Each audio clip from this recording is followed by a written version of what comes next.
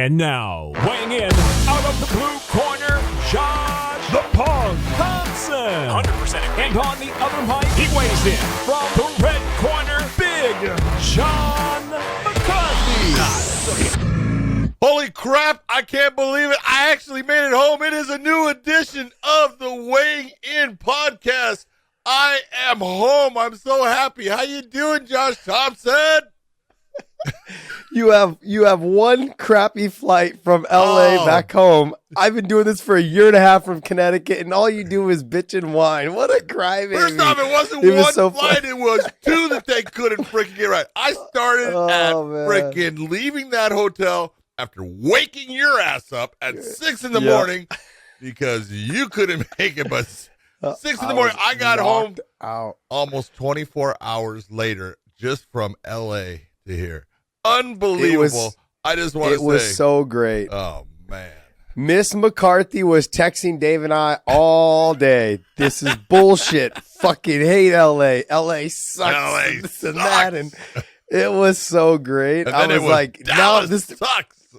This is what I've been dealing with for the last year and a half, coming from Connecticut, like getting stuck in Detroit or missing my connection in Minneapolis. I was like, oh, it's brutal, man. It's so brutal, you know? And then I told Miss McCarthy, I said, hey, I go, I hope he's like a diamond member at one of these places so he can so he can sit in the lounge and, and hang out and get free food. Otherwise, man, the airports get expensive.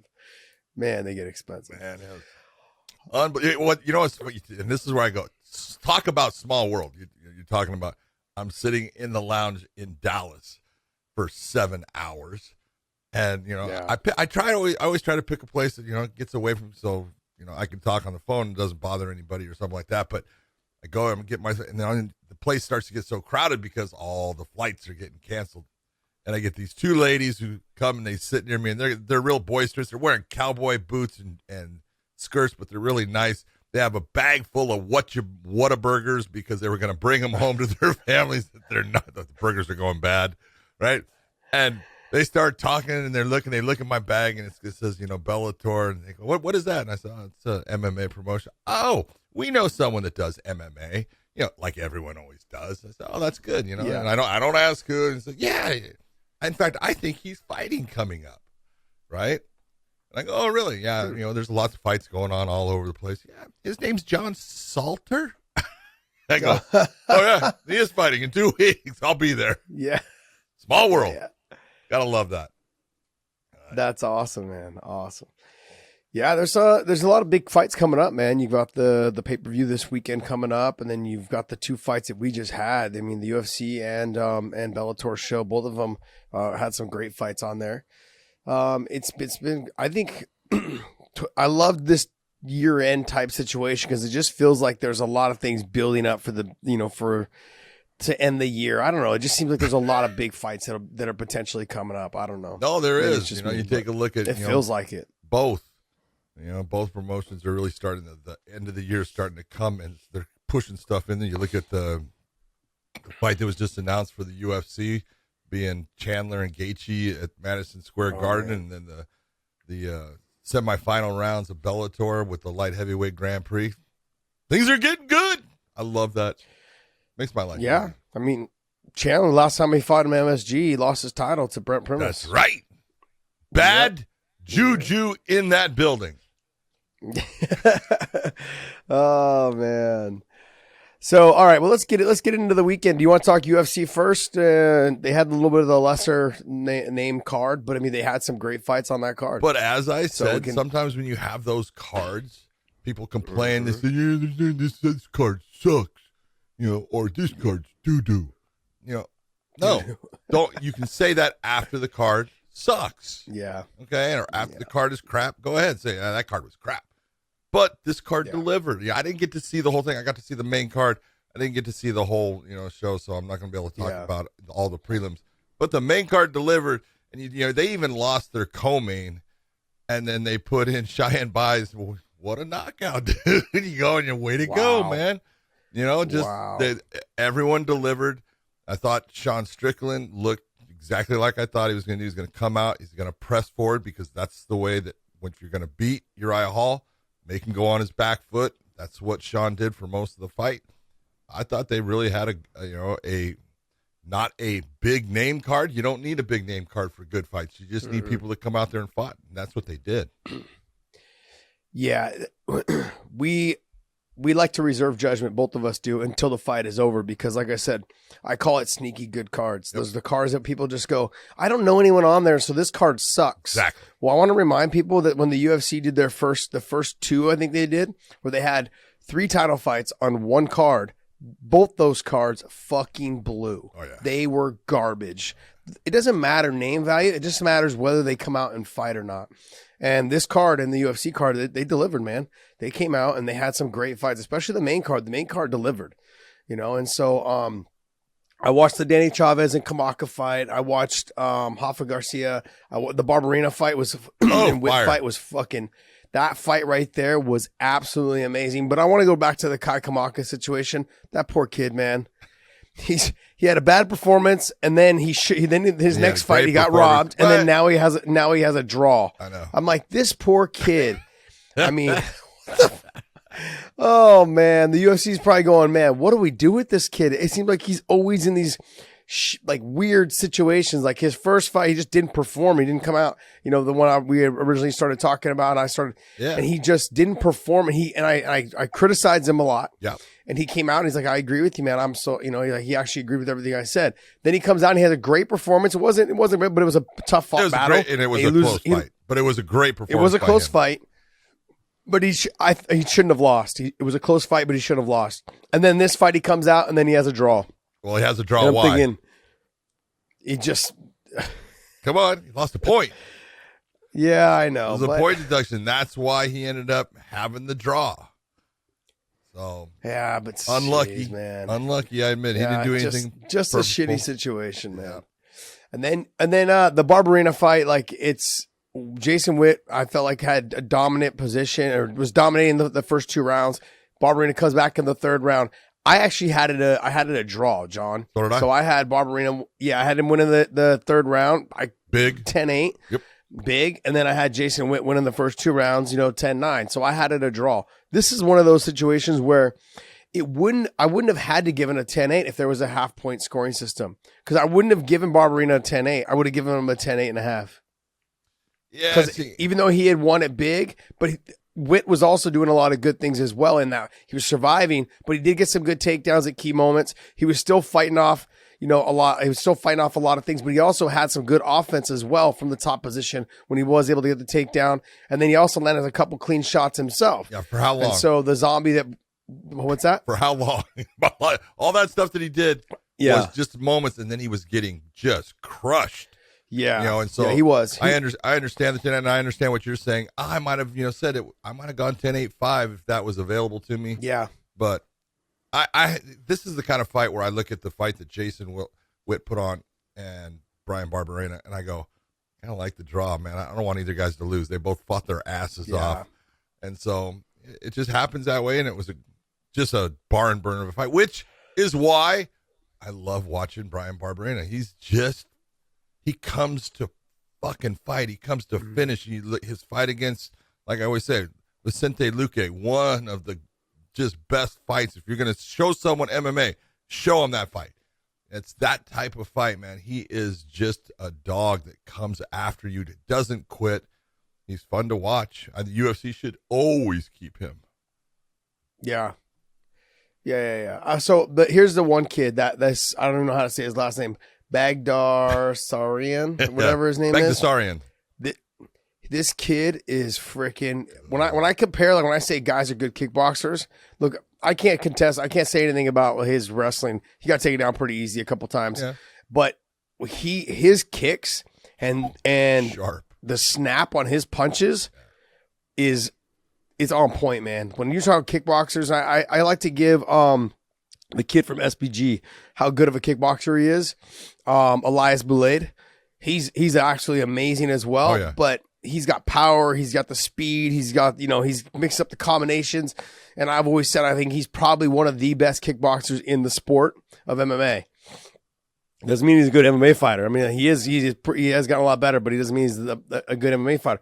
This kid right here is, I put him right up there with him, man. His kicks, you can see the difference in kicks from Collins kicks to Bagdasarian.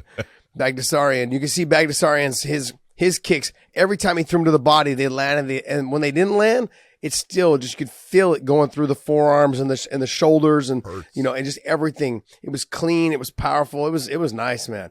So I put. Yeah, but I looked at him. I'm like, man, this understand. kid's got a future. That's because that kid understands range. He understands exactly where he's at and how much he needs to move in to get that effect on those shots. He's not crushing his space. He's not just off to where he's at the end of the punch. He's right in position where he's supposed to be. You watch someone like him, you go, oh, that's the way to do it. That kid, he's good. Yeah, even his knees. Like when he got into that clinch, John, and he had him pressed up. He had Colin pressed up against the fence. Some of those knees, I was like, I used to love to throw knees.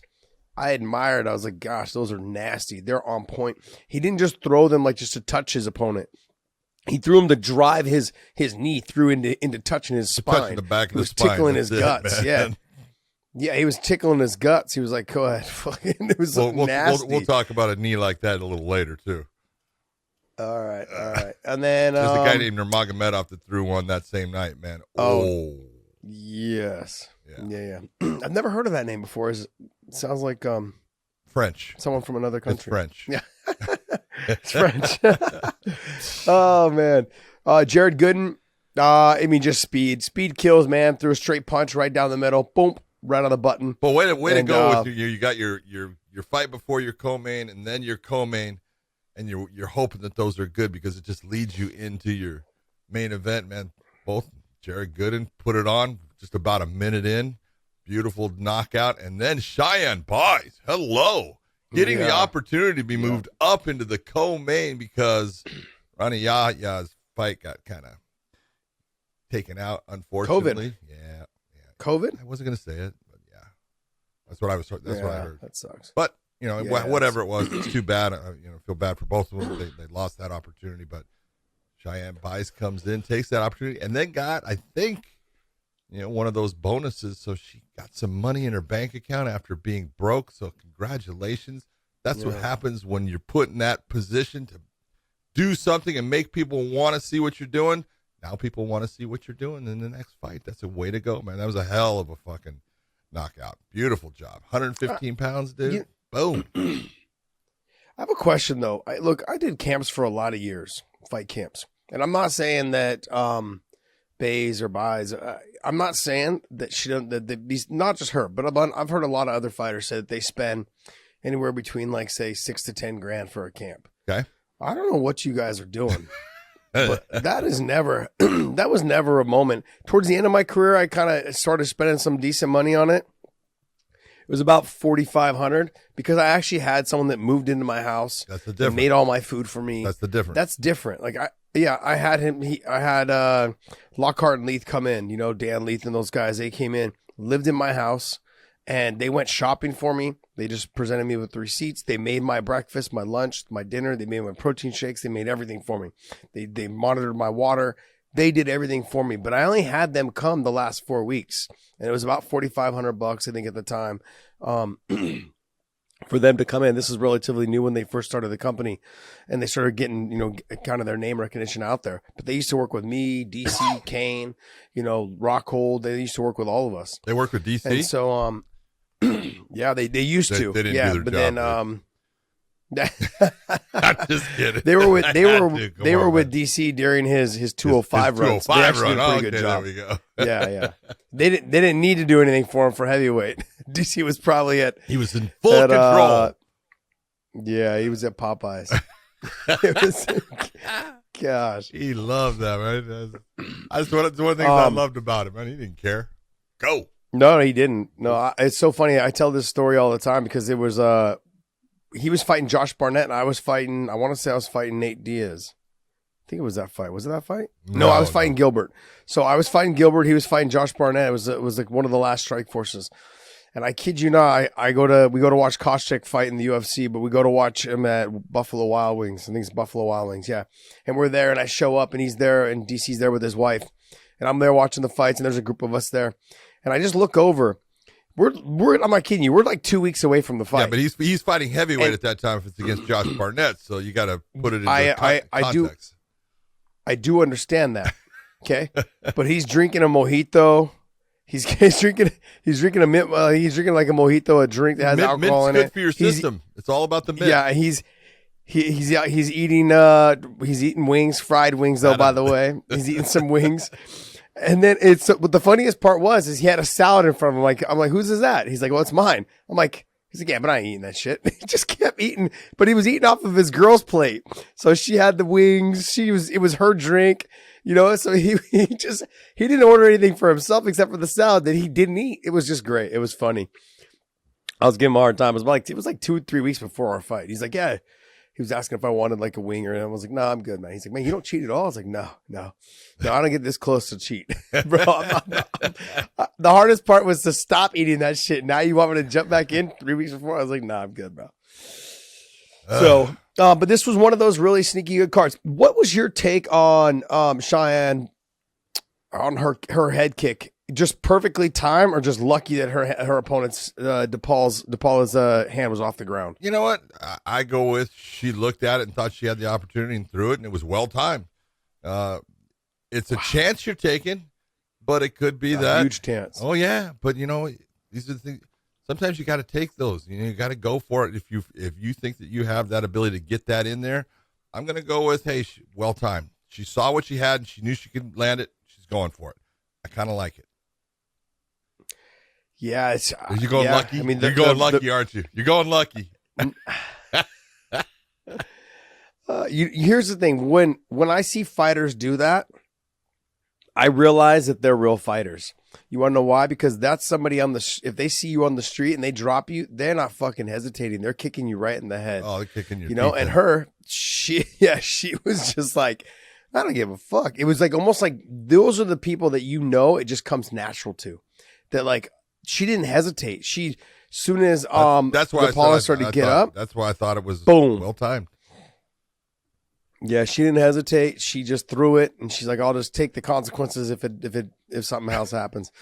But just nasty. I mean, like I was so shocked that she threw that. That just goes to show, like, look, we look at certain fighters. I'm going to go back to the Douglas Lima and MVP fight. You've got to get up properly. Yeah, you guys. Fighters have to learn that you cannot just stand up and like, oh, it's not sparring in the gym. This is not your teammate. This person's trying to take your head off. And in this situation and scenario, DePaula just thought she could just get right back up, especially after, it just doesn't work that way. It doesn't work that way. Nope. And so she found out, and it was not a good situation. Threw the head kick, boom, and then she got mounted, and it was done. Yeah, lights out. But I thought the stoppage was a little late though, by the way. You just took a freaking head kick and then he jumped on. I think she took like 5, maybe 6 unanswered punches. And I'm like, Mark Smith, what the fuck are you doing, buddy? Like, get in there.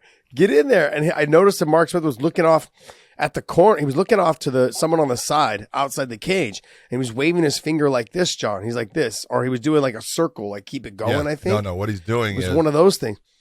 But in the meantime, DePaula's getting her fucking face broken in. Okay, what Mark was doing? On? It goes right in line with what you were talking about. Is this signal? If you see that in Nevada, that is saying that I want a replay on that because he wasn't sure. Was she down or was she up? And so that's him telling the replay official, capture that and tell me, was that a good, clean shot or do we have a foul? So that's what he was doing. Got it. And, got it. So that's partly what happened with the ending sequence is his brain is, he's thinking about that kick and did I miss something? And then all of a sudden, again, it only takes a couple of seconds for a lot of punches to go off.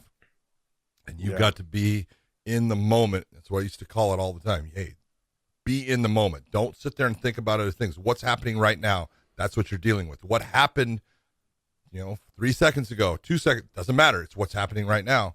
And that's what, I think that's why you thought it was a little slow. He's still thinking about that a little bit, but it was all good.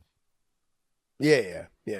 I mean, that was a little slow, and then, we're going to talk later. Sometimes they're a little fast, like not by much. Little things. But And it's little tiny things. And none of them are bad. It's like, the stoppage by Mark, not bad. It's not bad. No, it wasn't bad. And no. so, I thought, like I said, I thought it was a little slow. Is it perfect? No, you could say, well, we could do it a little bit better, and that's okay. That's what you learn off of it, and you try to do it better the next time, so it just ends better, and that goes both ways. Yeah, I like to say that this job, even though like we talk about fighters, or we talk about referees not being in there fast enough, or sometimes jumping in there too soon. I mean, we have to remember that there's a lot of responsibility on you guys. To make sure that you're doing it at the right time. And there's a split second for you to get in before someone gets hurt. And there's a split second for you to get in there too soon and fuck it all up. That's it. And so it's those decisions you've got to make in an instant. And it's so funny, Josh, because everyone thinks, I could do that. And it's like, maybe you could, but it's not what you think. Yeah. Because it's different when you're sitting on the outside of the cage, when you're at the arena or you're watching on TV, if you make the decision, stop the fight, and they don't stop the fight and things kind of continue on, and you're like, oh, wow. Well, you would have stopped the fight and you would have had a great impact in that fight. So you've got to make it. You got to make the decision, and it's got to be the right decision. And that's what that's what they're always searching for. And you're never going to make everybody happy. Even when it's a perfect job, there's going to be someone's going to complain about it. And of course, that's people. It's usually the team that lost. It's the team that lost, dude. We'll talk about that. All right. So, okay. So Sean Strickland versus Uriah Hall. This is what I thought was we going to happen. Talked about this. We talked about it. This is exactly what I actually had people texting me or sliding in my DM saying, "Oh, you guys are stupid. You don't know Uriah Hall's so too talented for him. He's gonna walk. Strickland's gonna walk right into this and just get knocked out and this and that." I'm like, all right, whatever, man. I had the same thing. I had people saying, why do you give such so much disrespect to Uriah Hall? It's like, I don't disrespect Uriah Hall at all. I love his skill set, but everything is about the guy you're fighting, and Sean Strickland is not a fancy fighter at all. He is simple basics. Basics are there for a reason. It's because they work. And if you can implement those basics in a game plan and make your opponent fight your fight, you're a tough dude to beat. And Sean Strickland is a tough dude to beat, and especially now because his confidence is really growing. He's getting better as far as believing that, I'm pretty fucking good at this.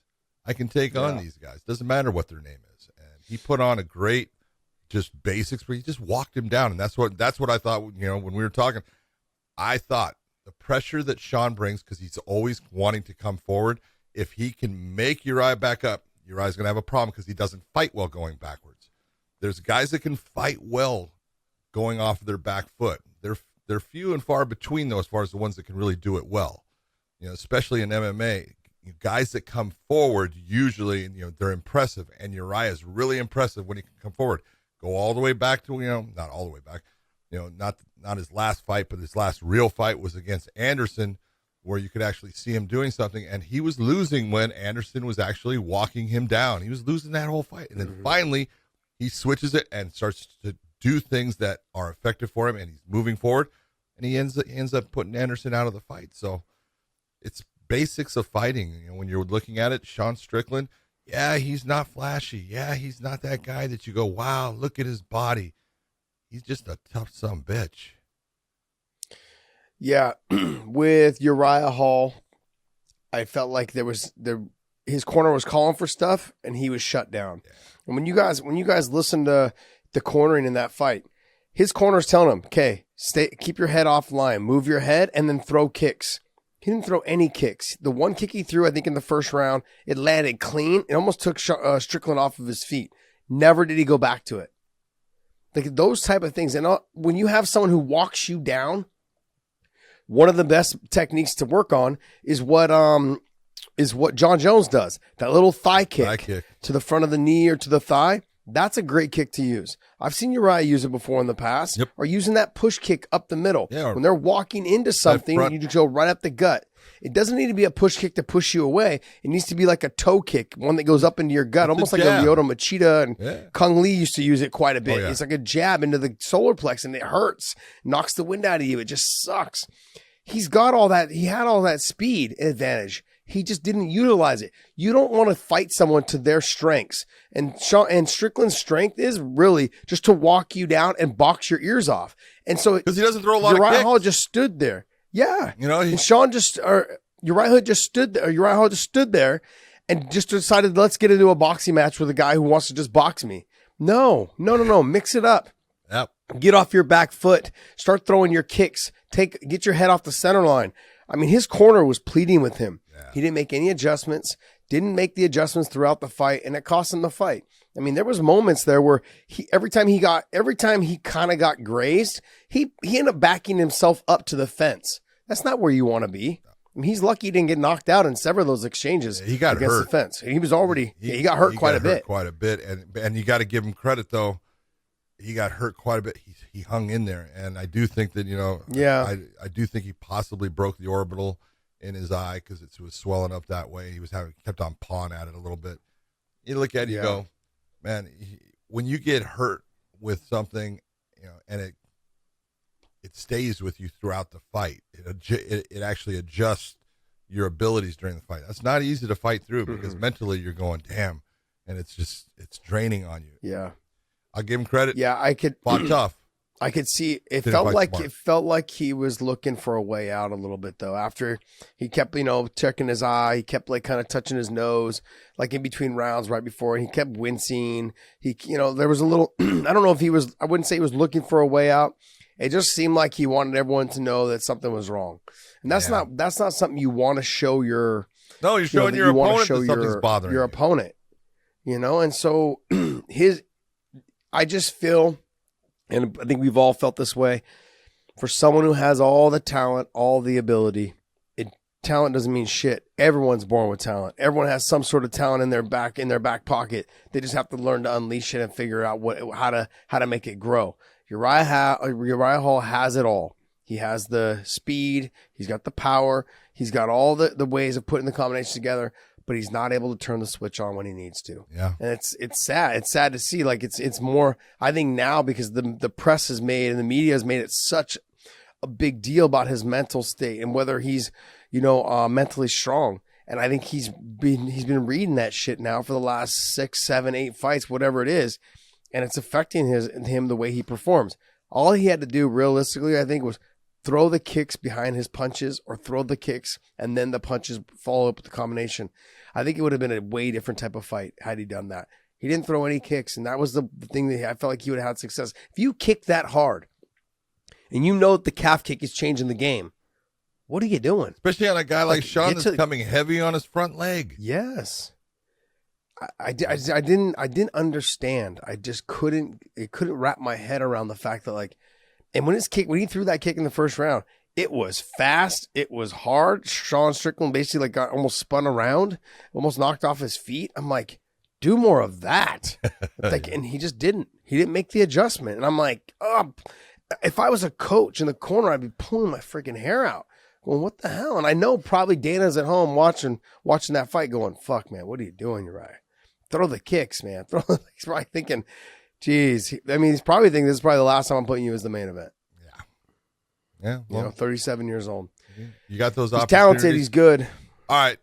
We got to talk about it then because after the fight, did you listen to Sean Strickland in his presser? Did you hear anything No, I did he not. said? Okay. He was hysterical in part of it. And in part of it, it's like, Sean, stop. Grow up. Uh-oh. Don't say those things. Because he actually said, I would actually like to kill somebody inside the ring. I would own that. Oh, jeez. And you go, Sean, no, you wouldn't, because you have to live with that for your entire life. It is not what you think. That is not something to joke about. It would make me super happy or something like that. It's like, hey, all the stuff you want to talk about porn and everything, go ahead. I don't care. It's kind of funny. It's all good. When you're talking about fighting, we talk about fighters all the time, and it's, can you die? Yeah, you can. It's a possibility. Now, you can die walking across the street from your home, too, but when it comes to sports, combat sports are the ones that are the closest to you saying, look, you could really take someone's life, because we're talking about trauma to the person's body, trauma to the brain. There's all these things, and you look and you go, none of those are funny, and none of those are something to say that I would take pride in. You never want to actually hurt someone, and people that have been in that position where they've taken another fighter, a combatant's life based upon a sport, they have a hard time living with it. And to sit there and say that you would embrace that and stop. You've crossed the line. You just made it to where now, it's you can be funny. That's not funny. Don't joke about those things. That's my one complaint about you, Sean. You performed beautifully. I thought you were funny in the press thing. Get off of that. I would like to do that. It's the fact that you go in there with the mentality, you know what? I'm here to kill my opponent. Go ahead. That's fine. I don't care. You go in with the mentality, look, you'll have to kill me to get me out of here. Go ahead. That's all good. Don't sit there and say that you would be super happy if it occurred. You wouldn't. Yeah. Yeah, it's not something to really joke about. No. And I think everyone, it's like one of those things you hear people at the bar talking about, like, oh yeah, I'd do this and I'd do that. And then reality sets in. You're like, damn, if that shit happened to you, you'd fucking be ruined. Yeah. Like it would ruin your mentality, your mindset. It would change your life forever, and you don't even realize it until later on when the adrenaline. It's too late. Yeah. All right. Well, hey, let's jump into Bellator. Bellator had some good fights. It was a really good card. All the fighters came out and they performed. They performed their asses off, and there was a lot of talk back and forth in terms of amongst the media. We were there. There was a lot of press there at this event. And they had said, I had said, hey, how come you guys aren't off at the UFC? They're like, oh man, this is a huge card for Bellator. We wanted to come out here. And I was like, yeah. And so, but look, the UFC card had a great, not all the press. Card. There are the press homers. I love those guys. That's all good, man. That's live. So, we did have some good fights, man. There was a couple decisions that I was not really 100% behind, yep. And, but it was a good night of fights for Bellator, especially for a lot of the fighters. They came out, they did what they had to do. They had great fights, and they put on some shows. They put on a show, and that's really realistically, like, I feel like when we added a little bit of that Burt Watson in the back, the conversation, the talk, the meeting with the fighters and saying, hey, you know what? We need you guys to step up your game, man. We need you guys to go out there and perform. And I feel like that little tweak in which he's added in that back room has really elevated the fact that these fighters are starting to like kind of step on the gas pedal a little bit more in the fight, and it's been great. I think also too on this stage is it was something that they really needed to do. If you cannot get up for probably the biggest fight, the biggest card in Bellator history, at least it's for sure it was the biggest main event in Bellator history. If you can't get up for this and go out there and fight your ass off, then as a promoter, you've got to be thinking to yourself, can't use you. Maybe I won't use you next time on such a big card. Yeah. But no, all of these fighters came out. They all let it go. I thought it was great. It's also all the elements. And I'm glad you brought up Burt Watson, because, Burt is such a good person and such a kind person and such a fun person. And there are those people in this world that are just full of energy, and they just make you happy to be around them. And they bring that something that nobody else brings. And that's what Burt Watson does. People try to emulate it, try to copy it. It's not the same as when he does it. When he says, we're rolling, and he starts going and stuff, everyone starts to perk up. And then on top of it, like you're saying, I also go with the arena. There's something about the LA Forum and all of the iconic things that have happened in that building. It's like being in Madison Square Garden. It's the one that I can compare it to when you talk about, just arenas with this unbelievable history. And it's just a neat place to be. And you walk down the ramp area to get into it, and they've got all the names of everybody that has performed there and fought there and everything, and it's all up there. And sometimes 3 times, 4 times on next to it. It's just it's the atmosphere. And then to have the fans back for Bellator, this was the first one this is the one they were really going and selling tickets for, and to have the fans there and have them as crazy and energetic as they were, at a certain point it was just fun, and it was like, this is why you do this crap. This is why fighting's special. Yeah. When you have over 10,000 fans there, it was like I think it was like closer to 12. It was just great, man. It was great to hear the crowd. It was so electric. They were pumped. I mean, you had a lot of YouTube stars there. You had a lot of other stars there. It was just nice to see. It was nice to have people there. I think it was just a good night of fights, man. If we scroll down, Dave, can you scroll down? We'll look at some of these. Let's talk about some of these younger. Look, let's see. Brian Moore I felt like Brian Moore, he just needed to pull the trigger a little bit more. I was talking to him after his fight. He fought Jordan Wynski, which was fucking the greatest one of the best name. I love that thing. One of the greatest names in MMA history for sure. He didn't Wynski though. He didn't Wynski on this. He didn't Wynski. But Brian Moore's been out for a while with broken hand situations and also some injuries and stuff. And he's finally able to get a fight in. And he looked good. He looked really good. He looked like he was in tip-top shape. Yep. He was great in that department. But when I saw him afterwards, I said, look, even when you don't think your third punch is going to land, you've got to still throw it. Because there were situations there where the 1 and the 2 barely missed, or the 2 just caught him just a tiny bit. You've got to throw the 3 and sometimes the 4. Even if you're not sure it's going to land, you've got to throw it because the majority of the times it'll land. You just got to believe in it. And there was that mix-up, in terms of, I was like, yeah, that. And then I said, look, you throw a little bit more kicks, hide your stuff, with your kicks, or hide your kicks behind your punches because they're there. So he got into that sparring type situation that I know he's better than, and he knows that too. And when we talked about it, he's like, yeah, I felt great. Everything was good. He's like, but I get exactly what you're saying about in terms of just throwing the 3 and the 4 because I could have potentially got him out of there. He was more mad at himself too about saying, I should have got him out of there. Yeah, I think he's right. I agreed with him on that. I agree with him on that too. And the one thing that he was doing, they were both landing right hands. Both of them were landing big right hands. But when your opponent's landing right hands, and this is where Brian was making simple mistakes, he kept going towards the power side of Wynski at times. He would start to circle towards that side. It's like, circle out the other way. Take the steam off of that shot. And he started doing that in the second round, and that was the real difference maker. That's where he really started to take over the fight because he wasn't getting hit by shots while Wynski was. But I thought it was a very good, it was a dominant performance really by him against a guy that I know is a good fighter in Jordan. This is the kind of fight that Brian Moore needed. I think he needed the 3 rounds. I think it was good for him to actually be in there for the 3 rounds because he got a lot of work in. He got, some of that rust out, from not fighting for a while. And I call him the Irish Canelo. The kid can throw, man. I love the way he goes to the body at times with some of his body shots. And I would love to see him right away come back. They've got the card in Dublin. That kid should be on it. Got it. Yeah, I would imagine he'd be on there, barring any injuries and stuff. So, Georgie Karakhanyan, he had a great fight as well against Kiefer Crosby. It baffled me that Kiefer decided to get a takedown. I'm like, what are you doing? Like, I feel like all the advantages he had, he just took away. Dude. And I talked to Kiefer afterwards. So go ahead, say everything. I thought all the advantages he had, like I felt like he was the stronger fighter. I felt like he was the bigger fighter, not by much. By a lot. I don't understand. I feel like I wouldn't say you got better boxing, but I feel like you probably hit a little bit harder.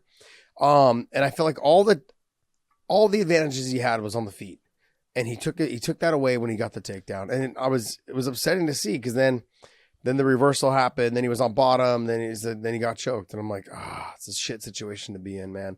Because it was a big card, big fight, and I believe he was headlining. He was the headliner for the BBC. For the BBC out there, in the UK. Just a big name, big opportunity, and he came up short, man. And I'm a big Kiefer Crosby fan, man. He's a super nice kid. I like Georgie as well. Yep. But I wanted to see that fight be on the feet a little bit more because I knew it had the potential to have fireworks. And when he got the takedown, I was like, what are you doing? Georgie's good on the ground, man. He's got a good guillotine. He's just good. I'm like, what are you doing? And he fell right into the trap. But it is a trap. And here's part of the trap. I talked to him.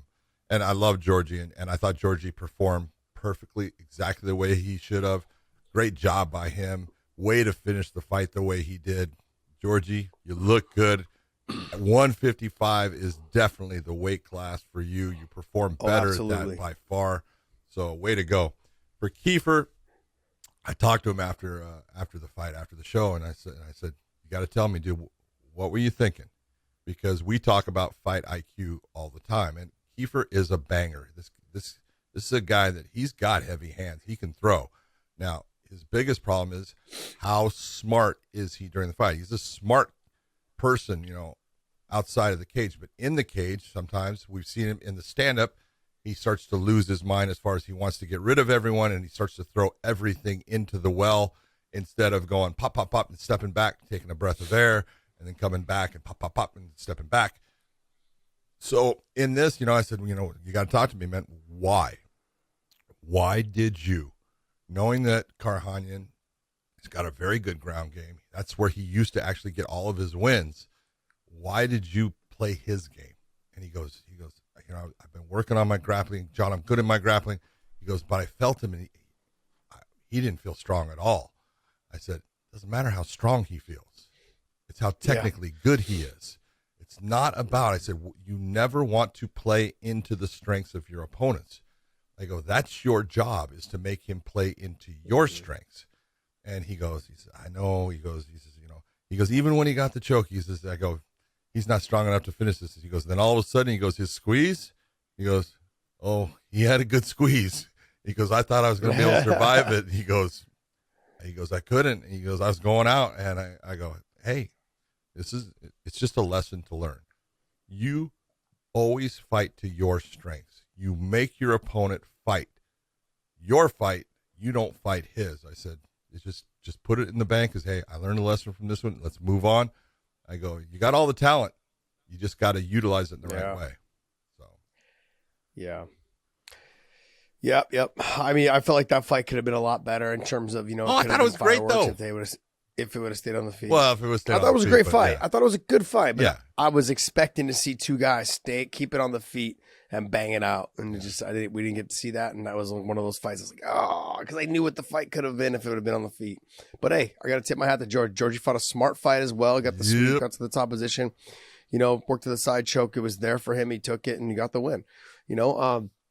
Joshua Jones, we don't talk about him enough, man. He's one of those guys that just comes in, does his work, and bounces out, and he's not like, and it's weird. I look at people, he went up in weight class. I want to say almost two weight classes. Right? He fought at a catch weight. Yeah. He's a 55 pounder. Yeah.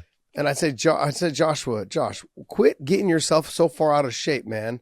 He's like, no, I'm in shape. I'm like, yeah, but he got is the in dad shape. bod going on, brother. Dude, he's Daniel Cormier reincarnated. Yes, he is, man. Oh, in a smaller version, it's so great to see. I'm like, but he's got great conditioning, and he presses the pace, and he's got. Fast. I've trained with him and I've grappled with him. He's pretty fast, but he got that dad bod thing going on, man. He's got the little. But he's good. He's tough. He scrambles really well. He's good on the ground. He's got good submissions. He fought a good fight against Cisneros, man. It was a good fight. Yeah, it's exactly what you're saying. Like, I hope they actually sign him to a contract and let him fight at his weight. Let's see what he does. He shouldn't be fighting at 180 pounds, but he every time I compare it, he's my mini Fedor. He comes in there with the dad bod and he puts it on people, and people are like, "What?" It's because he's faster. He's faster than people think. He's got good wrestling. He's got the full game. He's tough, but he's tough. Man. He needs to bite down on the mouthpiece more than he's biting down on the burger, and get himself down to the weight that he belongs at. And I think he's going to give a lot of people problems. He's fun to watch. He's tough. John, I feel like we had a couple young stars that were born that night. And if you guys didn't watch the prelims, man, you had Magomed Sharapov and you had Rabadanov or whatever. I don't butcher his name. I just call him Gatsy. Rabadanov. Yeah, Rabadanov. Okay, so those two guys I feel like they're just stars that are being born. Rabadanov is what, 23? Yep. I think he's 23 years old. And Magomed Sharapov is 20 years old, dude. With 100 amateur fights. Just insane. Like, it's funny because everyone's like, oh, he has amateur fights. He has 100 amateur fights. I'm like, yeah, guess what? Khabib had 250. Yeah. 250 when I was talking with him before he became the champion. We used to talk about how many sambo fights he has. Like, yeah, probably close to say 200 to 250 fights. And so when people talk about like their experience, these fights that they're doing now when they get in the cage, there's nothing to them. Sure, there's a little bit of tension, stress, in terms like anybody, of, they're you're human. about to compete. Exactly, but they don't seem to act human when they get in there. There's animals, just fucking savages, man. They go through the motions and just do everything proper. It's pretty impressive. Come on, you got to think about Kassan. Is the brother of Zabit, and you're watching him, and he's just so like, and he's relaxing. He comes out and he does a little, put a little sting to it, and then all of a sudden he'll unleash something with a speed that is twice what he's just shown, and you go, where the hell did that come from, right? As far as how fast it was. And that's what he can do. He's just like, he's out there. He's almost playing. He's just nice and in control, feeling comfortable, and just decides, this is when I'll do this, and this is when I'll do that. But when he turns it on, holy Christ, fast, and he's got power. Yeah, and he's a little bit like his brother. He's long and lanky. I know he's long and lanky. To say that. Talk about you. He's long and lanky, 20 and 20 he almost years looks old. like Abe Lincoln, too. Yeah, they both look like. But Abe Lincoln. He's very accurate with his strikes, and he doesn't like load up on anything. It just kind of flows out of the motion of his body movement. Yep. Out of the way he moves, and so it hides really well. When you hear fighters talk about it, you hear corners say like, "Hey, relax, relax." The reason why they're trying to tell them to relax in there, it's not so that they're tense and they don't just lose their conditioning, from being so tense. Is that it actually hides everything you do to your opponent. So if I load up on something, then I make that little adjustment where I lean back a little bit more, and you can see that I'm loading up. My opponent can see when I'm trying to hit you hard or when I'm trying to get ready to spin. He doesn't have that. No. He just basically does everything off of his movement, and he makes it flow. He's so relaxed, and so there's a lot more power behind those things because those are the things that your opponent doesn't see. He doesn't see it coming that fast because you've done it off a relaxed movement. And those are the strikes and the kicks and the punches and everything that have a lot more effect on them because your opponent's not expecting them. And you always hear people say, "Yeah, it was the shot that I landed. It didn't even feel like it landed. Felt like butter. That knocked the person out because it was so fluid. You just did it nice and casual, and boom, it was right on the button, and you caught them when they weren't expecting it. And Kassan has that, man. Kassan has that movement, that power. He's got the fluidity of how he throws off of his combinations and his movement. I mean, I feel like we've got a young star ready to be born, man. It's going to be nice. No. And then Rabadanov. Anyways. Yeah, Rabadanov. Okay, so Gachi. him, I feel like Gachi. Yeah, he's good, man. He's really good. I know he trains at AK with Khabib and all those guys. They're there. He's somebody that just like he was waiting to figure out Daniel Carey. Excuse me. And as soon as he figured him out, he waited for the slow leg kick. And when the slow leg kick came, he opened up the left hand.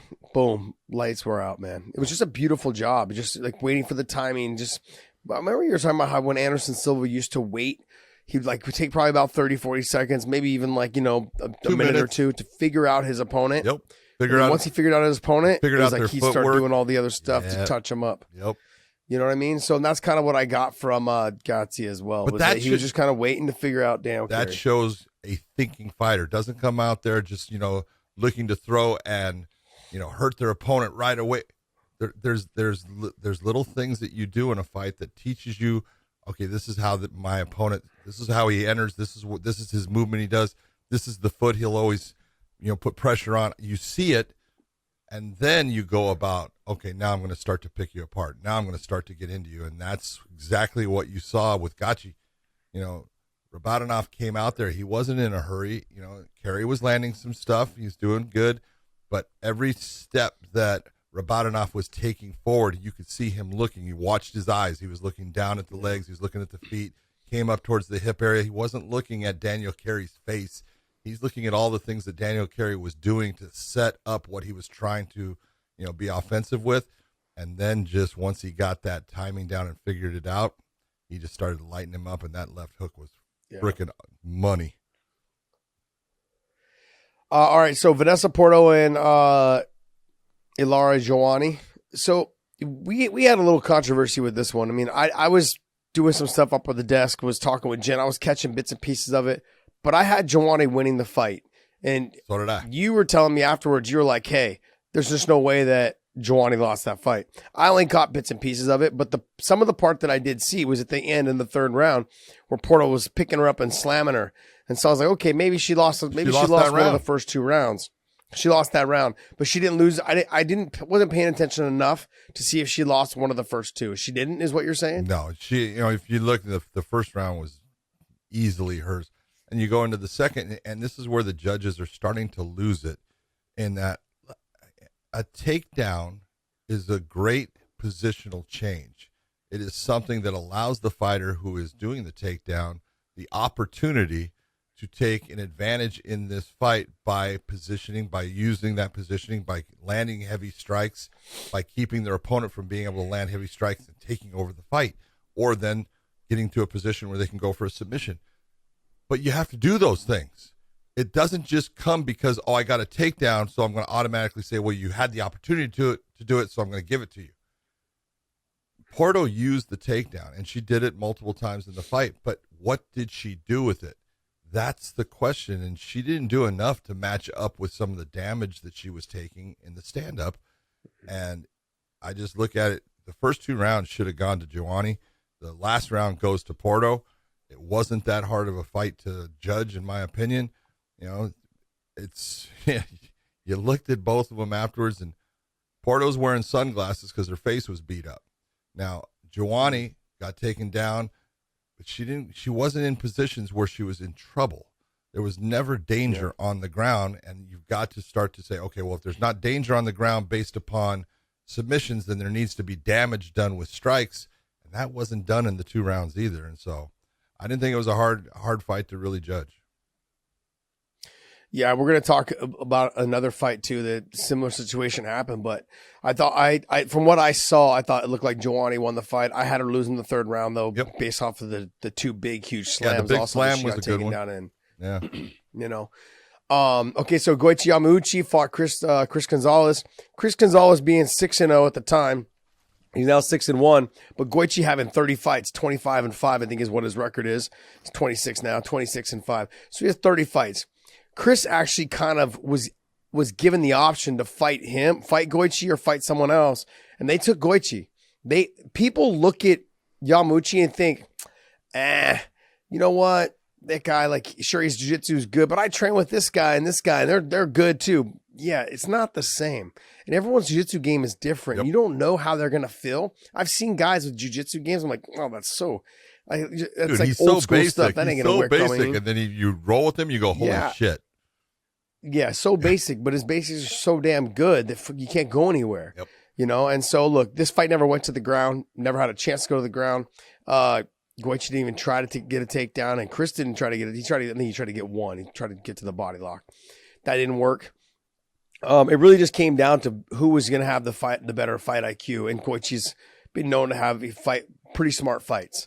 And so Chris bit off more than he could chew, man. And I talked to him after the fight, down in the hotel lobby. And we were just talking about it. He's like, I thought I could do this. I thought I was going to do that. But the problem is when you fight, when you're known for being a wrestler, he was on the national team for Greco-Roman wrestling. He's strong. He's got kind of a big body frame for the weight.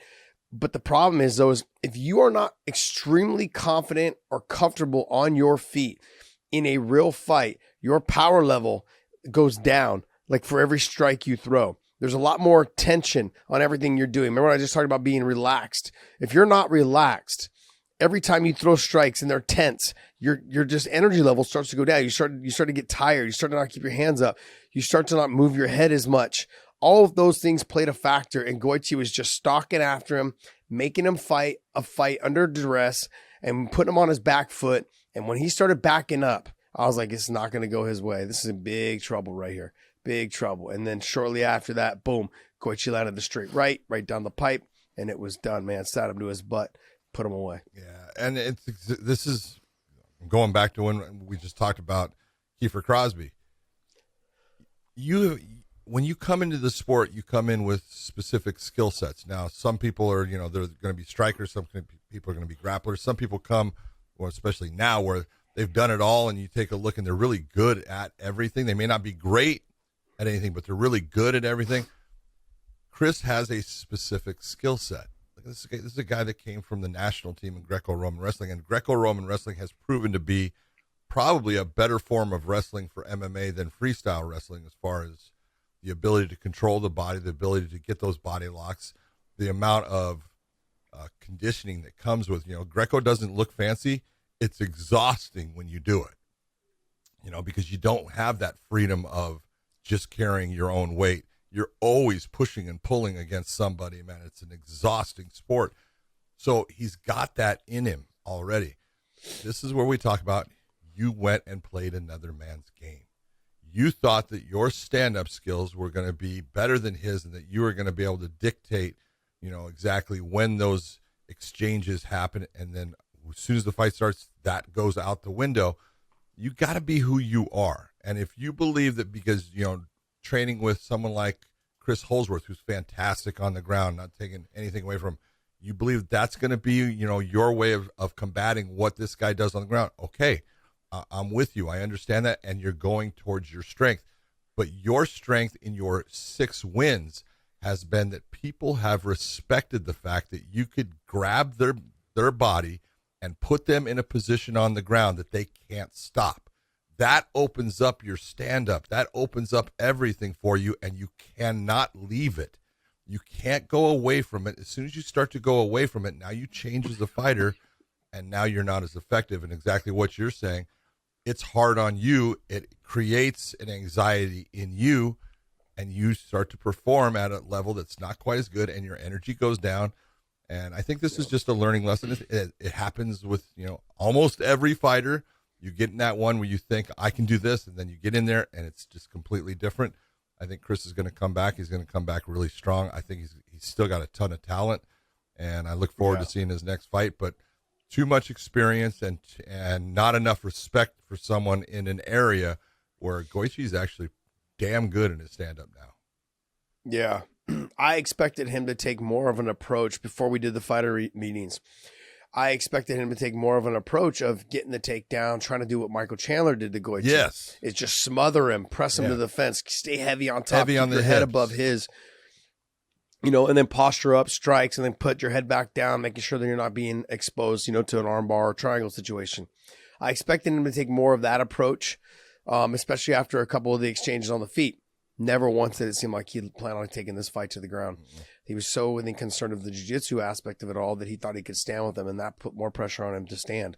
And you can't have that. You got to be able to make that adjustment throughout the fight, and he wasn't able to. And I know it was a short fight, but he wasn't able to make that adjustment, and it cost him.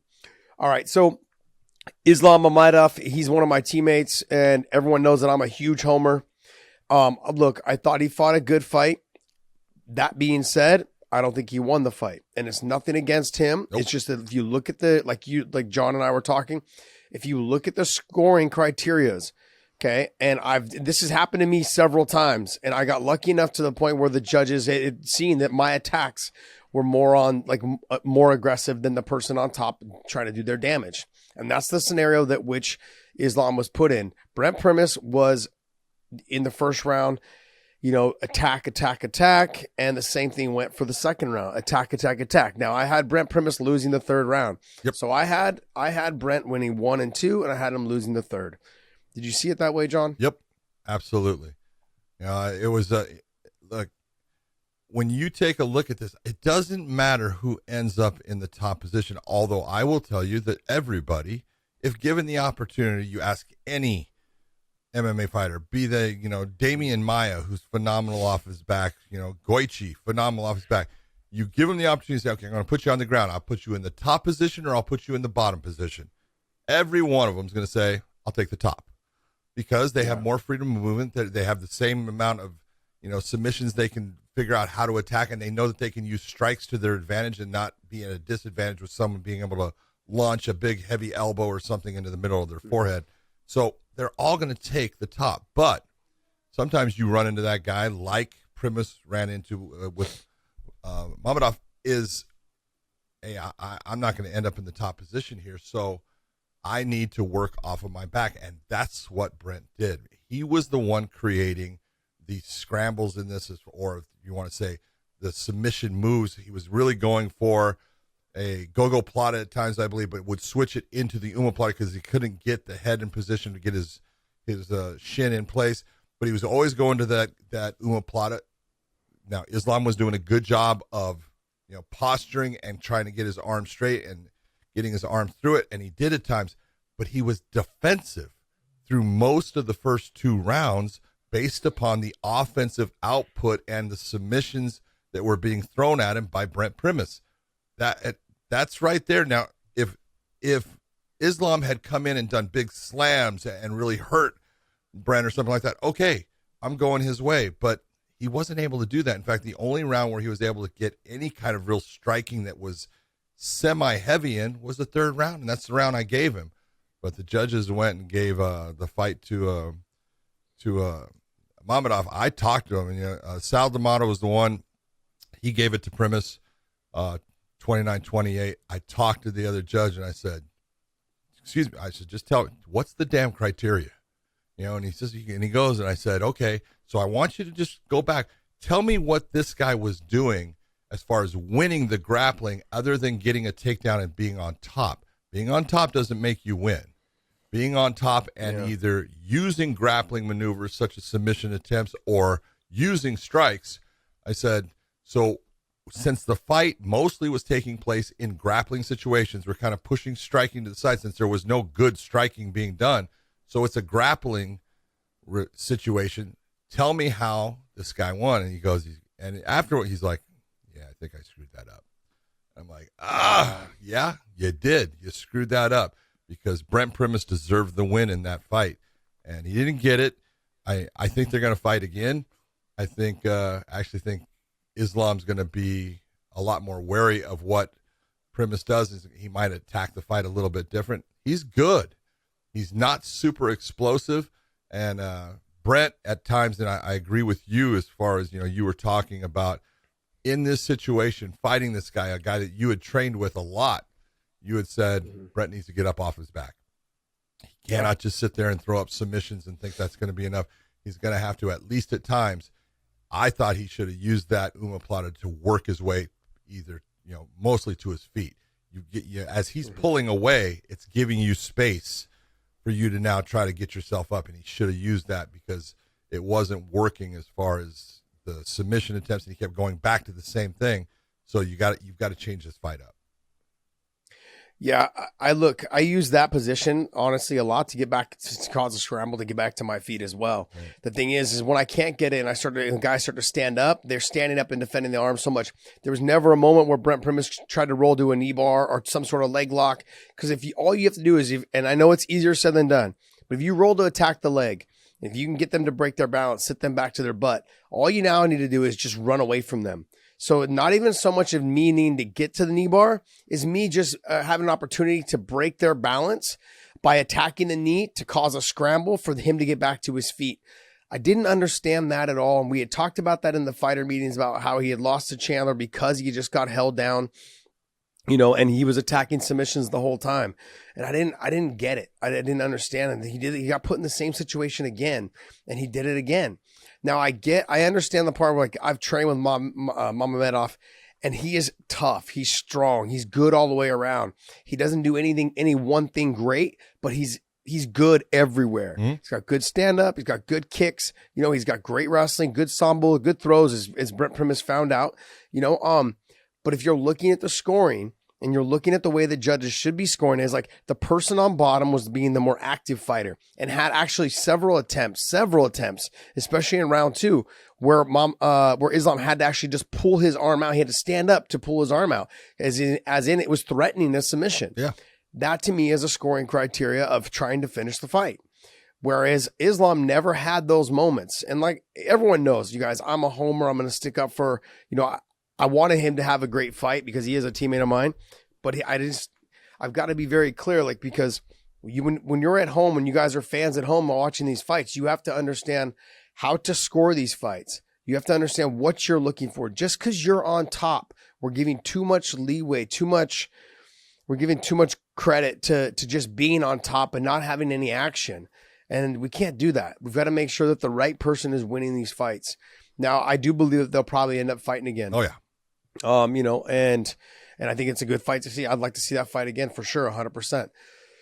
But it was one of those fights that I walked away scratching my head going, man, what are we doing? I feel like maybe the MMA judges in California were just out of practice. That's all. Just out of practice. They haven't been having any shows for 2 years. Yeah.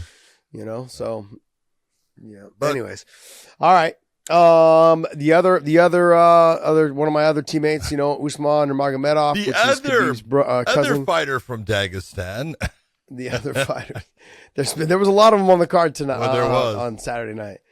But yeah. So Usman, I felt like had a great performance. Oh. He landed the knee from hell, and just everything about him.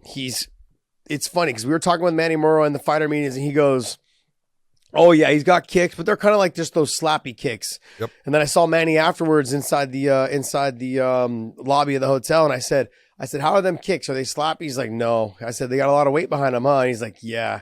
He's like, "Yeah, they weren't sloppy at all." He's like, "They hurt." And I was like, "Yeah." I said, "That's the one thing. Like people, there's a misconception that those kicks don't have anything behind them. That's a bunch of crap, man. That's a bunch of crap. You look at guys like Lyoto Machida, who's made his career off of that. Kung Lee made his career off of that. Those type of kicks. Usman has that style. His little brother Umar has the style like that as well. They have those type of kicks, but there's power behind them. Yeah. They've got weight behind them. They're not just to be ignored. No, you need to pay attention to those, because when you start disrespecting those kicks, that's when one sneaks over your glove and knocks you out. And you got to remember, kicks to the head, they don't need to be hard. They just need to be on the chin.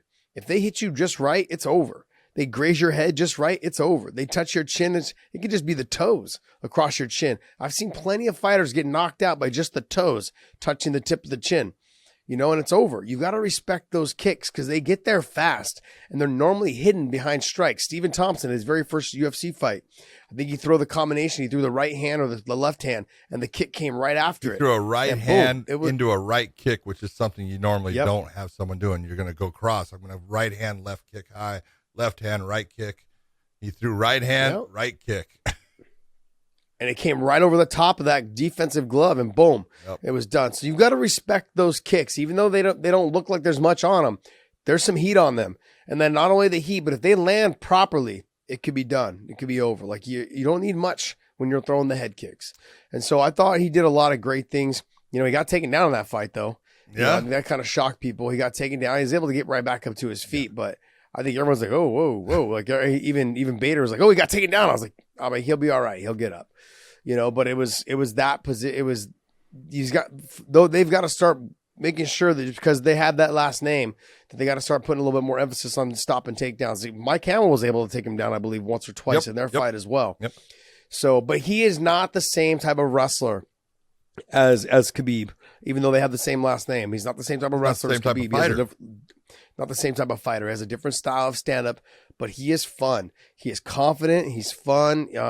He's got a great personality. He's going to be very marketable as well. His English is getting a little bit it's going to be fun to watch him come up through the ranks. Him, Islam Mamedov, and then you've got, and also to the Magomed Sharapov, and what's the other one? Gatsi. Watch, I wasn't going to murder his last name again. About Magomedov. All of them. All of them, and Magomedov as well. All of them are exploding onto the scene in Bellator, and I'm telling you guys right now, you guys should all know already, keep your eye on them. Just keep your eye on their growth. Make sure you guys tune in every time they fight because they're fun to watch fight as well. It makes you appreciate the technique of foot sweeps, hip toss, the style of stand-up that they're bringing now, and their methodical approach to every fight that they're having. And it's going to be fun. It's going to be fun to watch them come up through the ranks. Yeah. Josh. Yes. I was going to ask, because Khabib obviously has a lot of pull, right? So why would he put guys, why wouldn't he be pushing for his guys to be in UFC, since obviously it's looked at as the kind of Premier League? Is it to break up the fact that a lot of these guys are in the same weight class, or what would you say the rationale is there?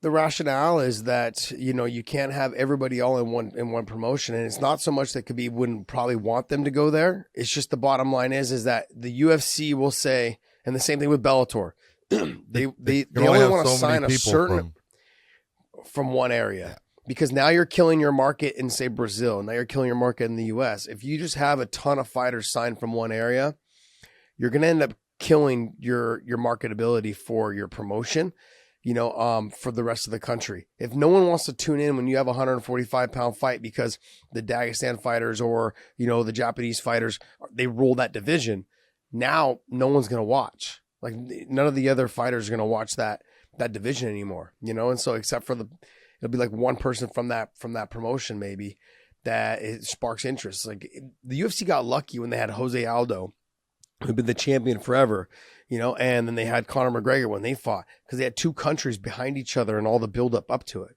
And I think in the same way that Bellator got lucky because you had Brazil versus the U.S. basically is what it was. You have the young stud like Conor was, and then you have the long reigning champion, which is like Jose Aldo was. So if I had to make a comparison, it was like that. But when you're talking about with Khabib's guys, you don't want all your guys like Islam Mamedov. He would have to go there and potentially end up having to fight guys like Islam Makhachev. Now they would hold it off as long as they could, but your goal is to make them champion. And so if Mamedov is going to be there, and I've seen the two of them spar, if you're going to be there, one of them is going to be left out. And so you don't want that to happen. So you want to try to make sure that they can make as much money as they can. You put them in another promotion with the potential of being the champion. Like Usman. Usman and Mamedov are in the same weight. But I could also see Usman going up to 70 if he wanted to, because he's a tall, long, lanky guy, and his body frame is big. You say that one more time? With Mamedov. He's a big guy as well, tall, long, and lanky. Mamedov he's a big guy as well. Brent Primus is huge for the weight, and he was taller than Brent Primus. He wasn't physically like thickness bigger, but he was taller than Brent Primus. He's got the body frame. He cuts a lot of weight. A lot of the Dagestani fighters cut a ton of weight. And so it was strange to see the two of them, both signed. But I think because they're trying to build up that 155-pound division, I think that's a big reason why. Because the 155-pound division has kind of been the pillar for all organizations throughout the world. But guess what? The Bellator 155-pound division, it's not one of the top ones. And they needed to do something to add some spice to it. And they did. They did by adding Mamedov, and they did by adding Usman. And then they're going to have, you got Goichi now, someone like a Goichi that can fight, Usman or Mamedov. If Mamedov takes him down, how's Goichi going to handle the grappling and the wrestling? There's a lot of things that are in there in terms of, Gatsy. I think he's at 145. And then you've got, scroll back down. And you also got and then Shabley. You've got Shabley as well. He's at 55, Hello. but he's not. Yeah, but he's not with. I don't think he's with Team Dominance. No, he's not. Yeah, so he's not. That makes sense. Like that they're going to sign him because he's not part of that. He's not part of Team Dominance. He's not part of the Dagestan fighters. So he comes from a different area. He also trains an American Top Team. They potentially could have each other fight. Yeah. So, I mean, Magomed Sharapov, maybe him as well. He's not, I think he is with Dominance. Yes. I think he is with Dominance. He's out but of Tom's the thing is, River. though, is Come that on, man. Yeah, he is with Dominance. You think Frankie didn't say, oh, yeah, come here. Let me show you something. Yeah. So, I mean, they've got these guys, but they've got to get them signed, and they've got to, have an opportunity to be a champion. Otherwise, no, that was kind of a long-winded response, Dave. Sorry. But it's all right. let me say this about Manny Murrow. When Manny came into Bellator in his second fight, fought Nick Newell, who at the time I think was 17-2, and put on a really good performance. But Nick Newell, very good grappler, good jiu-jitsu, everything. Then he fought Devin Powell, UFC veteran, a guy really good jiu-jitsu, black belt and everything. Talking to Manny Murrow after the fight with Usman, he goes, John, he was different. He goes, I've never felt anybody like him. He goes, it was right away I realized, oh shit, this guy's different. He goes, just the grappling when I got a hold of him, he goes, he just felt completely different. He goes, the way that he threw his kicks and everything, he goes, I was guessing. He goes, I was off balance. He goes, and I've never been hit with a knee that hurt as bad as, and anybody that's been hit with a body shot, especially when it lifts your floating rib or hits your liver, it's horrible. And that just happened to him. But, the words of Manny Murrow on Usman is, hey, he's at a different level. He's different. So, yeah, look out, people. He coming. Mm-hmm. He be coming. So yeah, I mean, I want to know if it's going to be him and like if it's going to end up being him and Shabli, or if it's going to be Islam Mamedov versus Shabli. Those are fights that, you know, like I could see that fight, the Mamedov fight and Shabli fight. You could see that happen because remember it was supposed to be Brent Primus was supposed to fight him first. Yep. Shabli, and then that didn't work out, and then they gave him Mamedov. So we're gonna see, man. We're gonna see. What was the next fight there, Dave? Co-main. Yeah, what was the co-main? Co-main was Mads Burnell versus Emmanuel El Matador Sanchez. That was a good fight. All right, it was a great fight. I thought it was a fun fight, especially. But I had it scored differently than what you had it scored. That's okay. So John, talk to me about your scoring. My score was pretty easy. First off, I'm just going to say 30-27 for Mads Burnell is absolutely fucking ridiculous. Okay? Look, Emmanuel Sanchez came out there, and he was lighting up Mads with shots. Now, Mads was putting a high guard and taking a lot of them on the arms. But when you see his head popping, even with it hitting a glove, that's affecting the fighter. So that's a scoring blow, and the judge needs to look and say, yeah, I see it touch the glove, but if it's popping his head, it's a scoring blow. But there was so much output, and he was going to the body beautifully. So much output by Emmanuel Sanchez. It wasn't even close in the first round as far as giving to Mads. Mads got a takedown, wasn't able to do anything with it. There was no danger in it. There was no ground and pound out of it. And so it was easy to say that Emmanuel Sanchez wins the first round. It's easy to say that Mads Burnell wins the third. So it really comes down to the second. And I'm okay either way. I understand that, you know what, there was some good grappling exchanges with Mads. He landed some good shots at times in the stand-up, especially in the second round. And so I'm totally okay with Mads winning the fight. I have no problem at all with that. But to sit there and tell me it's 30-27, you have lost your fucking mind. There is no way. Go back and watch that first round. Yeah, I think the way that they scored it, like they did a lot in the earlier fights, and that's kind of where I thought they were going with it, is that he ended up getting the takedown. And I know we talked about that. You've got to do something from the top position, and I think that they gave too much credence to the takedown and being on top. I mean, I had the exchanges going back and forth on the feet, but I had Emmanuel Sanchez winning the exchanges for sure.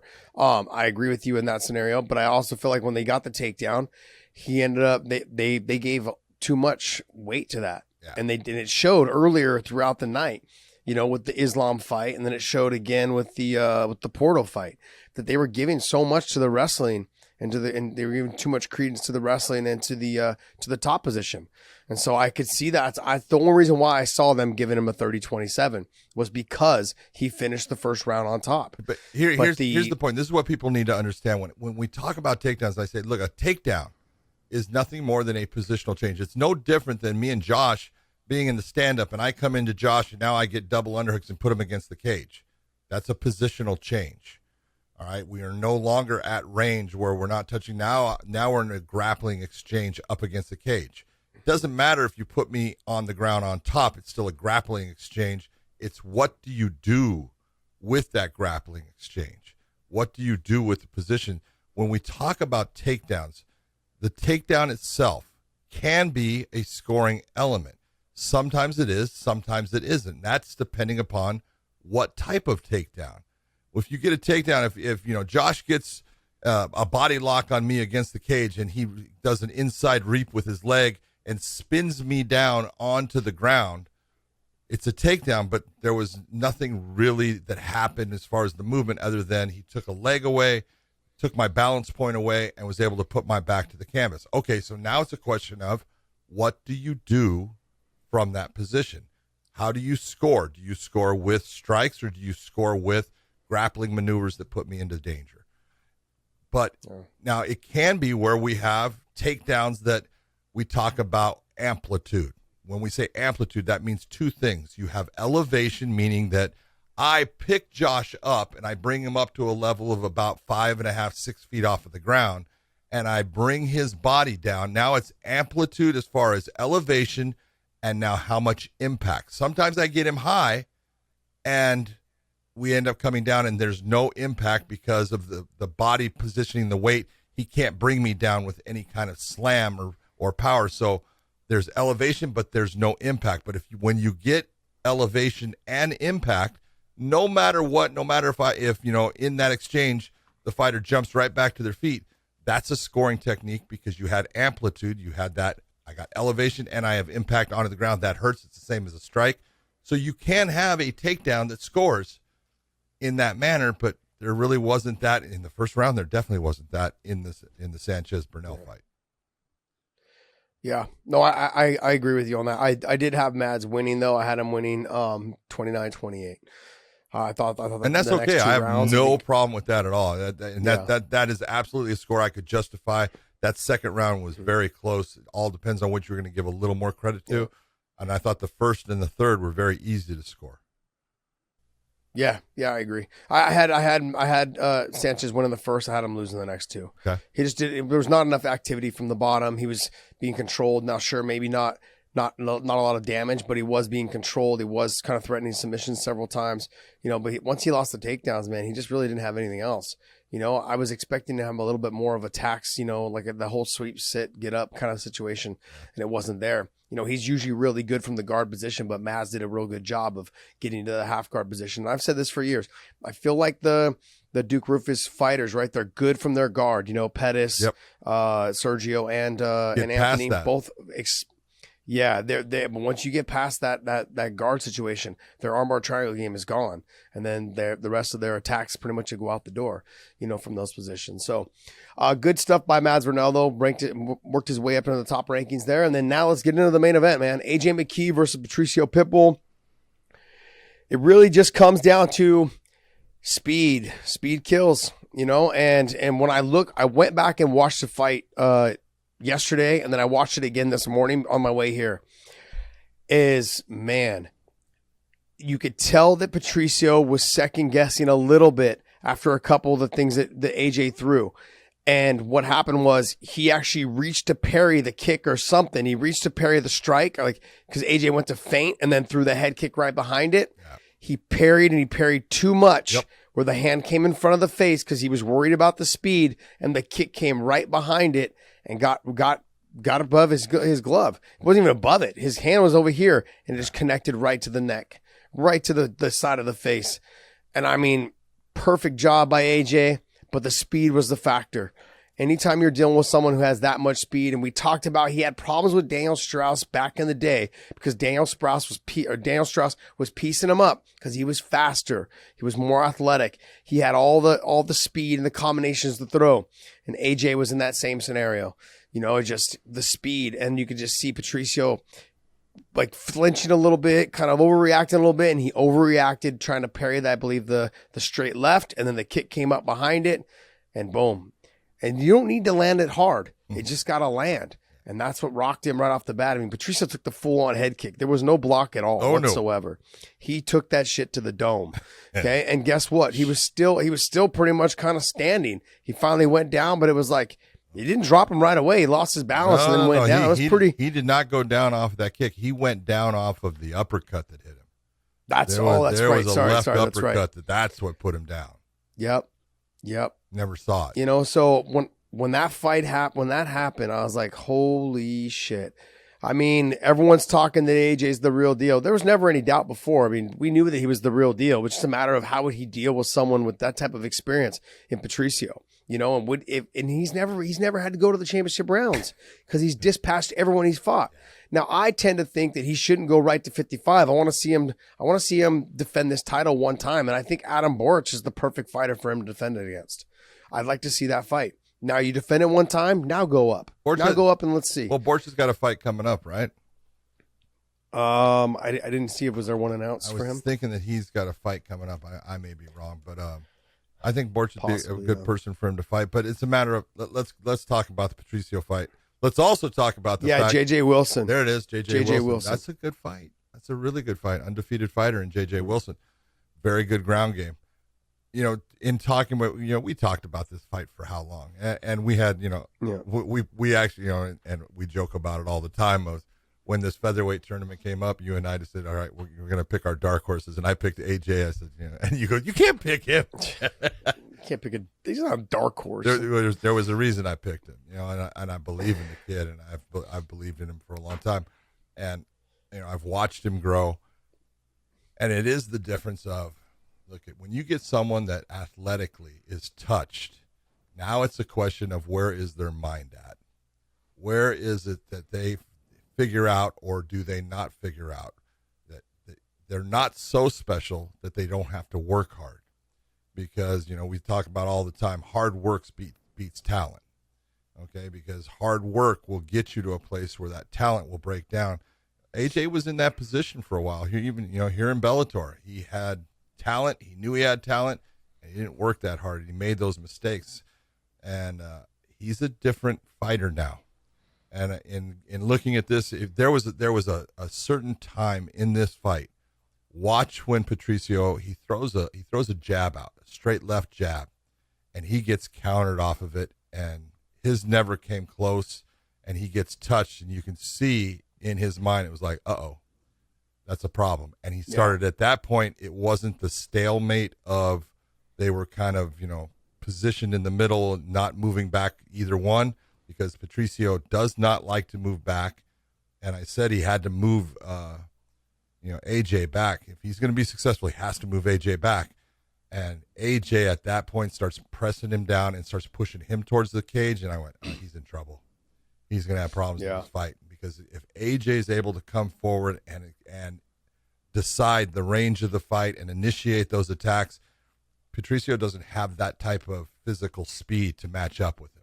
And then he doesn't have the range. And so now he's at a real deficit in the fight, that he has to take these lunging attacks. And you can go back in fighting all the way to, there was guys, Joe Frazier was one of my favorite fighters, but you take a look at him against, Muhammad Ali, and you look at all of the things that were working against him. It's what made it amazing that he was able to fight the way he did against Ali, but it was that he took chances, and he was going to accept damage, and he told himself, I'm going to accept damage. I'm going to go into this guy, and he's going to be, lighten me up with shots, but I've got to take those shots so I could land mine.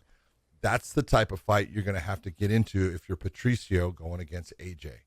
You've got to put it in your mind, I'm going to have to take damage. I'm not going to be able to outspeed this guy. I'm not going to be able to get a lot of counter strikes that I'm normally getting on other guys. This guy's good enough. My footwork is not going to be that much better than his, and my counters are not going to be that much more effective against this guy than they are against others, because he's too fast and he's got too much range on me. But, this is what happens.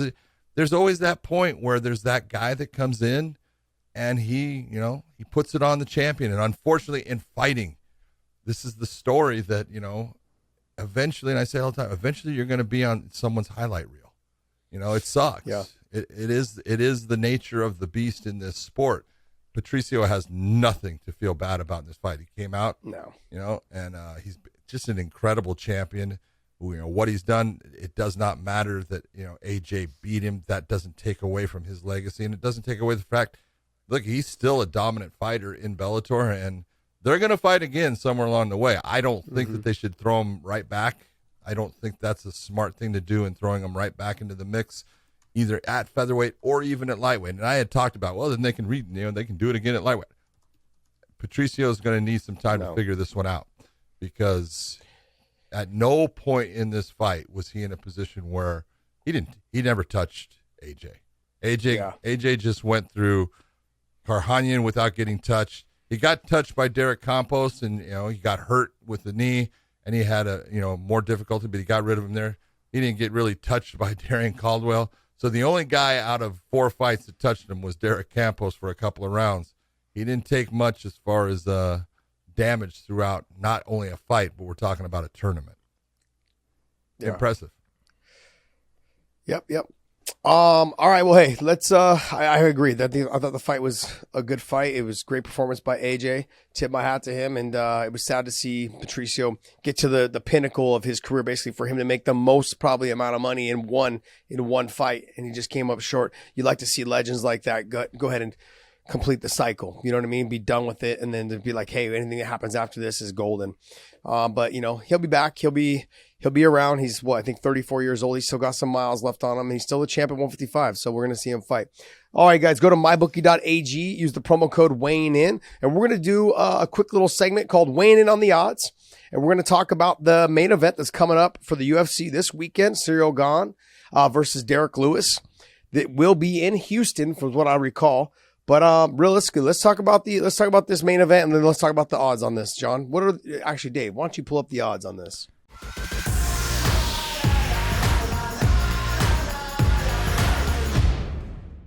I'm going to talk about one guy, and you can talk about the other.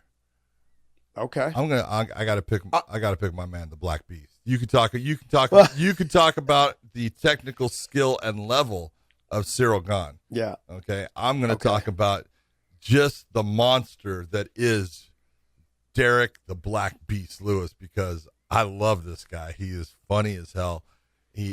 But he does have certain elements. Look, he's faster than people realize.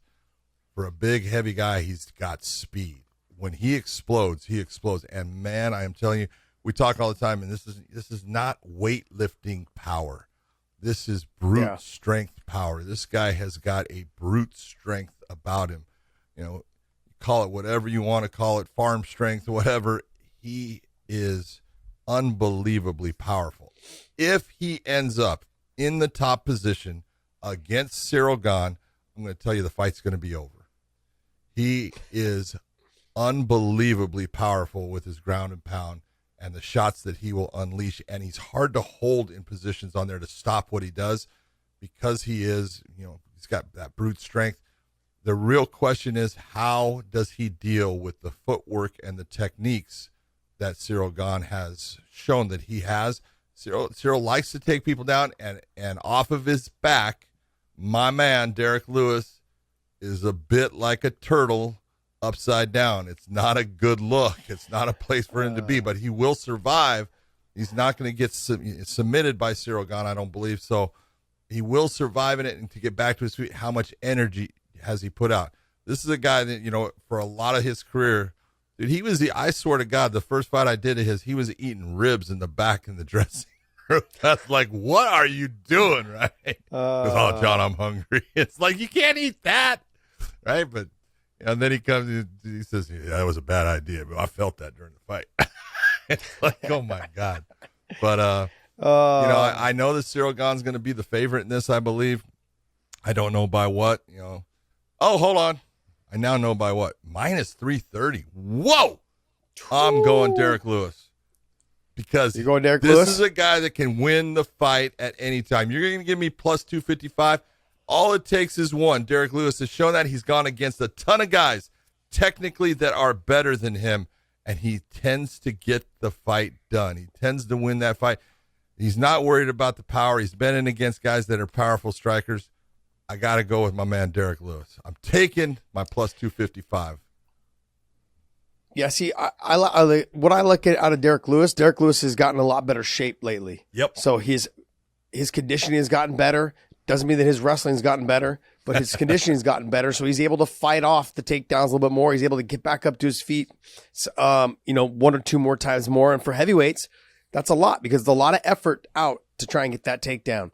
Now, I don't know if Cyril Gane's wrestling is at the level of enough to continue to take Derrick Lewis down throughout the fight.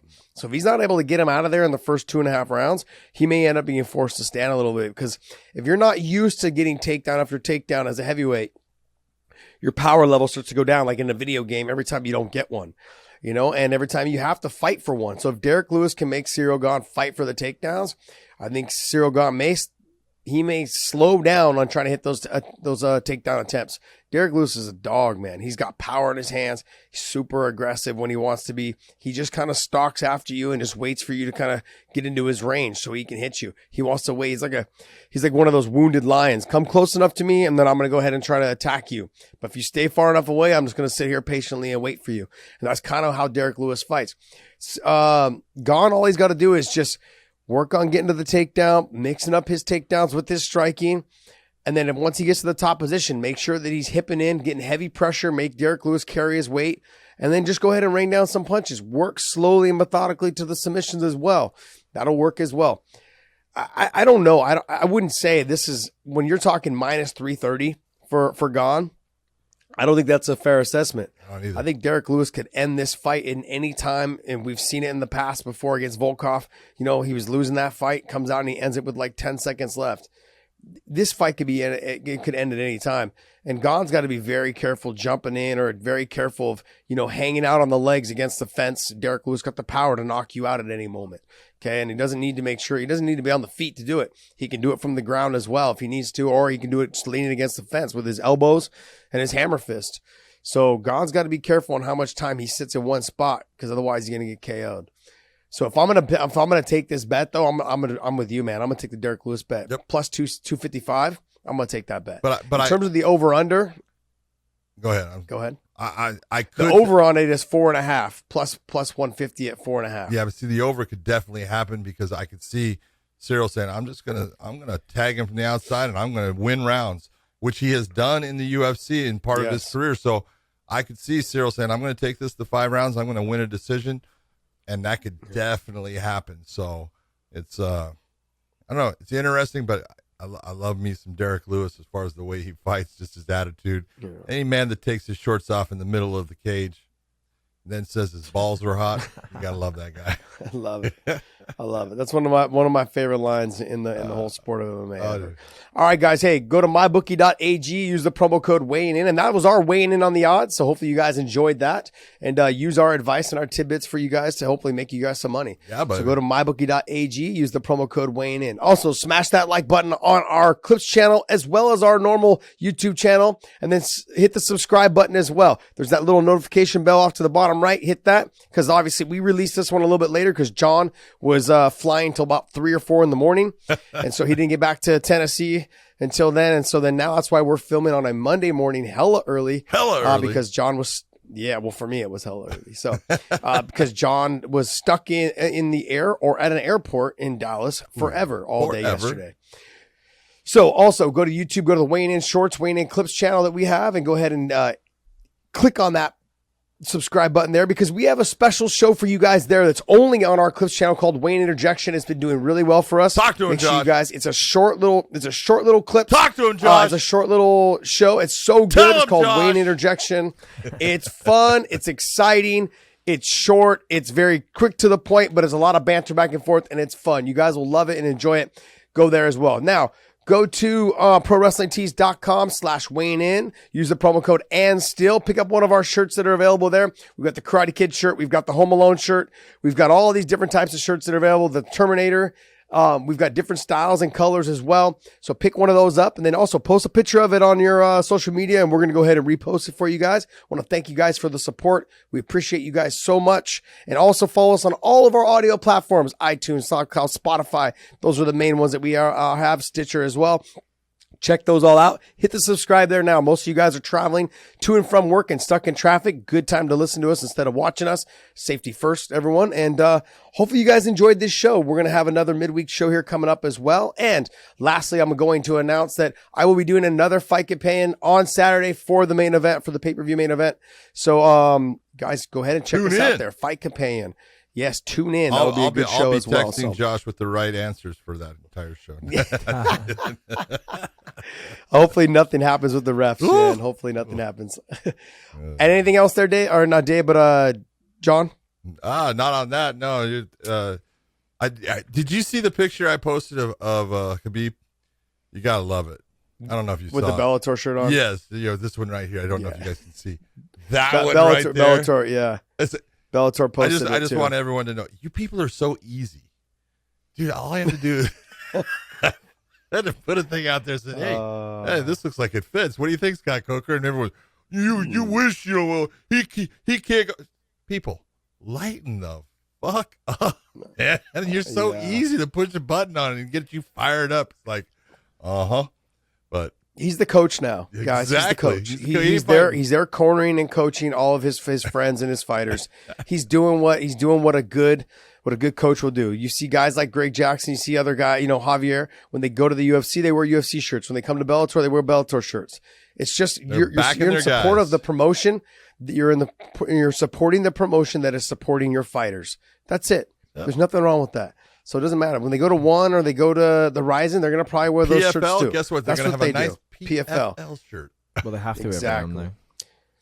All right, guys. Well, hey, we want to thank you guys so much for the show. And John, I'll let you take us off the air. What you got? Oh, you know what? I want to tell everyone, sorry that the show was not in the normal time. That is apologies. But Josh and I, it's not like we were sitting on our asses this week. We were busy the entire time doing things like Food Truck Diaries and stuff with Brendan, doing all kinds of stuff. We were busy the entire time. And then I got stuck in the process of commuter air where I wasn't able to get home. So I wasn't able to do this show yesterday like we would have liked to.